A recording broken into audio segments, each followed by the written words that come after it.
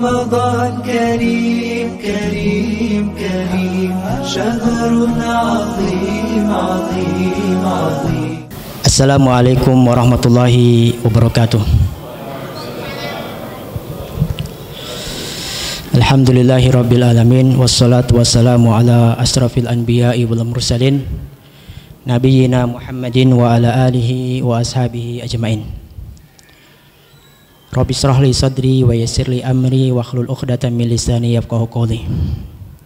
Yang saya hormati kepada Ketua DKM Bapak Haji Kiono, dan juga yang kami banggakan para panitia Ramadan tahun 1443 Hijriah yang tanpa lelah terus mengatur kegiatan Ramadan di Al-Islam ini, serta kepada para hadirin yang semoga senantiasa dirahmati oleh Allah Subhanahu wa taala. Segala puji hanya milik Allah Subhanahu wa taala atas limpahan nikmatnya hingga sampai detik ini kita masih bisa menikmati hari-hari istimewa Ramadan. Waktu demi waktu, jam demi jam, menit demi menit, semoga setiap detak jantung kita, setiap gerak-gerik tubuh kita, tutur kata yang meluncur dari lisan kita, semuanya menjadi pemberat timbangan amal soleh kita di sisi Allah. Amin ya rabbal alamin.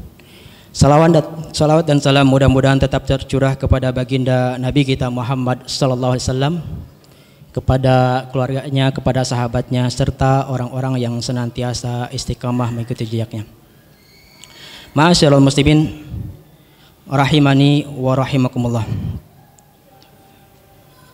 3 poin saja yang ingin saya sampaikan pada kesempatan ini. Terlebih kita sudah memasuki pertengahan Ramadan. Mungkin ada sebagian dari kita yang sedikit menurun semangatnya dalam melaksanakan ibadah Ramadan ini. Mudah-mudahan dengan apa yang saya sampaikan kembali menjadi penyemangat buat saya pribadi khususnya dan buat hadirin semua. Yang pertama adalah mari kita tingkatkan kualitas ibadah salat kita. Bagaimana caranya? Dengan 3 poin. Yang pertama, tingkatkan dari segi kuantitas atau jumlah. Yang mungkin tadinya jarang qabliyah, yuk kita tambah qabliyah. Atau jarang ba'diyah, yuk kita tambah ba'diyahnya. Qabliyah maupun ba'diyah salat rawatib maksudnya. Yang mungkin dulu jarang salat duha, yuk kita tambah dengan duhanya. Yang mungkin jarang qiyamul lail, tambah dengan qiyamul lailnya. Yang mungkin duhanya, qiyamul lailnya cuma 2 rakaat atau 4 rakaat, tambah naikkan menjadi 8 rakaat dan seterusnya. Intinya tingkatkan kuantitas ibadah salat kita secara signifikan. Yang kedua adalah tidak hanya kuantitas yang kita tingkatkan, tetapi juga kualitas, kualitas ibadah salat kita. Karena yang terpenting dari salat kita adalah kehusyuan. Bagaimana kita ibadah kepada Allah Subhanahu wa taala dengan penuh kehusyuan. Bukan jumlahnya yang cuman banyak, tetapi juga kehusyuan. Bagaimana supaya kita betul-betul khusyuk dalam beribadah kepada Allah Subhanahu wa taala. Kapan lagi sih mau kita perbaiki kalau bukan di kesempatan yang mulia ini, yaitu bulan Ramadan.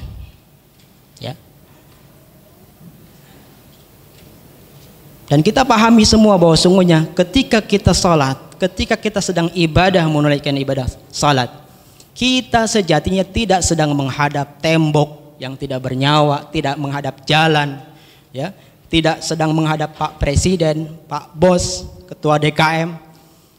Kita sejatinya sedang menghadap Allah Subhanahu wa taala, Rabbunallah, Rabb semesta alam. Maka apakah pantas ketika kita menghadap Allah Subhanahu wa taala sedang berdialog, sedang berdoa, sedang memohon kepada Allah Subhanahu wa taala, kemudian pikiran kita mikirin kompor yang belum dimatiin misalnya, mikirin utang yang belum lunas, mikirin tanda-tanda THR kok belum muncul juga, mikirin kapan sih saya akan pulang kampung misalnya. Ini contoh, ya. Bagaimana kita menghadap Allah sedangkan ide-ide itu berseliweran di dalam benak pikiran kita.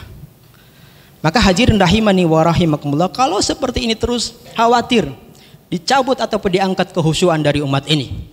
Sebagaimana hadis Abu Darda, Rasulullah SAW bersabda, awwalu syai'in yurfa'u min hadhil ummah al-khusyu'. Sesuatu yang pertama kali akan dicabut dari umat ini adalah kehusyuan. Fala tara fiha khashi'an, sampai engkau tidak melihat orang yang khusyuk sama sekali. Ya. Wal khusyu' nau'an. Khusyuk itu ada dua, khusyuk iman wa khusyuk nifaq. Ya. Khusyuk dengan penuh keimanan dan khusyuk dengan kemunafikan.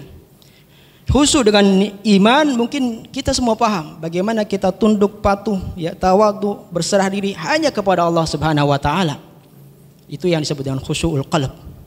Adapun khusyuk nifaq, sebagaimana ungkapan Hudzaifah radhiyallahu anhu, iyyakum wa khusyu'un nifaq. Hendaklah kau waspadai dari khusyuk nifaq. Qila lahu wa ma khusyu'un nifaq. Kemudian seseorang bertanya, apa yang dimaksud dengan khusyu'un nifaq itu? Antaral jasada khashi'an wal qalbu laysa bi khashi'. Engkau lihat pergerakan badannya, tampilannya seakan-akan khusyuk, tetapi hatinya tidak khusyuk. Makanya sahabat Umar bin Khattab radhiyallahu anhu tatkala melihat seseorang ta'ta'a raqabatuhu, ya, ta'ta'a raqabatah, ketika sedang salat dia menunduk-nundukkan kepalanya, menggerak-gerakkan lehernya, maka kata Umar bin Khattab, irfa raqabatak, laisal khusyu fil riqab, innamal khusyu fil qulub. Angkat itu lehermu, angkat itu kepalamu, karena khusyuk itu bukan di leher, bukan di kepala, ya, tetapi khusyuk itu ada dalam hati. Maka hadirin rahimani wa rahimakumullah, mari tingkatkan kualitas ibadah kita, tentu dengan persiapan-persiapan ketika hendak melakukan ibadah salat kita, ya. Jangan sampai kita gayanya gaya ladies. Nah, apa itu gaya ladies? Sukanya di belakang, ya, sukanya di belakang. Karena kalau demikian maka akan terkena sabda Rasulullah SAW, khairu sufufir rijal awwaluha wa khairu sufufin nisa akhiruha. Sebaik-baik saf bagi laki-laki adalah yang paling depan, ya, dan sebaik-baik saf bagi kaum wanita adalah yang paling belakang. Maka pilihannya cuma dua, ladies or gentlemen. Apakah kita mau tetap menjadi seorang laki-laki? Ini khusus bagi kaum laki-laki, ya, yang belakang itu bagi kaum wanita. Khusus bagi kaum laki-laki, apakah kita mau tetap sebagai lelaki kita dengan kemaskulinan kita, dengan otot-otot kita, ya, berotot, metekol, tetapi, ya, giliran dipanggil oleh Allah kita kok tiba-tiba berubah menjadi feminim misalnya, ya. Ketika main bola begitu hebatnya, ketika bulu tangkis begitu piawainya, ketika lari speed 100 meter sekian detik mampu dilewati, tapi ketika dipanggil oleh Allah Subhanahu wa taala kok tiba-tiba melempem. Maka nas'alullah al-afiyah. Mari kita perbaiki salat kita, ya. Kemudian yang ketiga, perbaiki juga dari segi ketepatan waktu. Karena ketepatan waktu ini sangat berpengaruh kepada kehusyuan. Orang yang sholat dengan penuh persiapan tentu sangat berbeda dengan orang yang tanpa persiapan. Orang yang tidak persiapan jelas pasti akan terburu-buru, seringnya ketinggalan, seringnya masbuk, apalagi sampai ketiduran. Ini berbahaya sekali. Ma'asyiral muslimin rahimani wa rahimakumullah, mari kita jaga dan kita perbaiki salat kita. Lihat Saddad bin Aus. Saddad bin Aus seorang sahabat yang mulia. Ketika beliau hendak menuju tempat tidurnya, ia pun tidur, kemudian bolak-balik badannya ke kanan ke kiri, tidak bisa tidur intinya. Maka kemudian dia bangkit, ambil wudhu, kemudian dia berkata, Allahumma ya Allah, innan nar qad adhabat annin naum. Sungguh api neraka itu telah menjauhkan aku dari tidur. Jadi Saddad bin Aus itu tidak bisa tidur karena takut api neraka. Berbeda dengan kita, tidak bisa tidur karena mikirin THR misalnya, mikirin utang, mikirin banyak pikiran lah. Atau mungkin kita lebih cepat tidur tapi tetap telat bangunnya. Ini lebih parah lagi ya. Maka hadirin rahimani wa rahimakumullah, mari kita tingkatkan ya, tidak ada pilihan bagi seorang laki-laki kecuali bersegera di dalam salat. Sa'id bin Musayyib, seorang tabi'in, idza adzanal muadzin fa innahu fil masjid. Ya. Ketika seorang muadzin itu sudah mengumandangkan azan, maka dia pasti sudah berada di masjid. Wa dzalika mundu 40 sanah, dan itu sudah dilakukan selama 40 tahun. Makanya Rasulullah SAW mencontohkan, karena Rasulullah SAW idza hazabahul amr shalla. Rasulullah SAW apabila dirundung masalah, ya, bukan tidur, tapi segera menunaikan salat. Ma'asyiral muslimin rahimani wa rahimakumullah, itu yang kedua, ya, yaitu yang pertama. Yang kedua, tingkatkan interaksi kita dengan Al-Quran. Bulan Ramadan adalah bulan Al-Quran. Mari terus tingkatkan interaksi kita secara intens dengan Al-Quran. Mungkin ada di kalangan para hadirin yang sudah hatam Al-Quran kemudian menurun semangatnya, jangan sampai terjadi. Tapi terus tingkatkan ya. Rasulullah SAW apabila di luar Ramadan beliau hanya menerima wahyu. Tetapi di bulan Ramadan malaikat Jibril tidak hanya menyampaikan wahyu, akan tetapi juga mereview, bermurajaah, tadarusan bersama Nabi Muhammad SAW. Sehingga istilah tadarus sebenarnya adalah kultur budaya yang sudah dibiasakan oleh Nabi Muhammad SAW selama bulan Ramadan. Kemudian yang ketiga ini, tingkatkan juga sedekah kita. Bulan Ramadan sangat-sangat identik dengan bulan bersedekah. Ya, mana dalilnya? Dalilnya adalah pribadi Nabi kita Muhammad SAW, sebagaimana ungkapan Ibnu Abbas radhiyallahu anhuma, kana Rasulullah SAW ajwadun nas wa kana ajwadu ma yakunu fi Ramadan. Rasulullah SAW adalah sosok yang paling baik, paling dermawan, dan beliau lebih baik lagi, lebih dermawan lagi ketika berada di bulan Ramadan. Dan sedekah itu tidak mesti banyak, Pak, Bu, ya. Sedekah itu tidak harus banyak, sedikit tapi ikhlas jauh lebih baik daripada banyak tapi tidak ikhlas. 500 rupiah dengan penuh keikhlasan lebih baik daripada 500.000 rupiah tapi tidak ikhlas. Saking ikhlasnya, koin itu dimasukkan ke kotak infak pelan-pelan, takut berbunyi katanya. Ketika jatuh ke kotak infak tanpa ada bunyi sama sekali, lulus dia keikhlasannya. Itu contoh ya, ilustrasi saja. Tetapi hadirin rahimani wa rahimakumullah, tentu banyak tapi ikhlas jauh lebih baik. Maka hadirin rahimani wa rahimakumullah, saya pun mengajak kepada hadirin, mungkin ya saya tidak sebaik para hadirin, saya pun tidak seikhlas para hadirin, saya pun tidak sebanyak mungkin infak-infak para hadirin. Tetapi dengan seruan saya ini, saya berharap untuk mendapatkan pahala seperti pahala yang didapatkan oleh orang-orang yang berinfak tersebut. Saya dengar bagian media pun sedang membutuhkan peralatan media. Ya, ini adalah peluang besar untuk meraih pahala yang berlimpah di bulan Ramadan. Ya, karena dengan media tersebut kita bisa menjangkau dakwah lebih luas lagi. Kalau dakwah offline mungkin hanya 50 sampai 100 orang seperti ini, tapi dengan dakwah via media kita bisa menjangkau ribuan bahkan sampai puluhan ribu.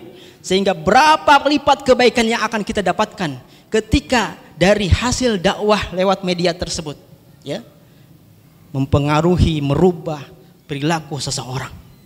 Maka siapapun yang ikut kontribusi untuk mengadakan alat media tersebut, berapapun jumlahnya, selama diniatkan karena Allah Subhanahu wa taala, insya Allah akan mendapatkan pahala jariah yang terus mengalir selama dakwah itu berlangsung dan diamalkan oleh para pelaku yang menerima kebaikan itu. Ma'asyiral muslimin rahimani wa rahimakumullah, sedekah juga tidak mesti pakai uang. Bisa pakai makanan, bisa pakai minuman, bisa pakai kue-kuehan ya. Dan alhamdulillah sudah disemarakan di Al-Islam ini ya. Bisa juga pakai susu kurma ya. Dan alhamdulillah mudah-mudahan semakin intens dan semakin kita tingkatkan syukur-syukur lebih baik lagi. Ini saja mungkin 3 poin yang saya ingatkan sebagai pengingat bagi saya pribadi dan bagi hadirin semua.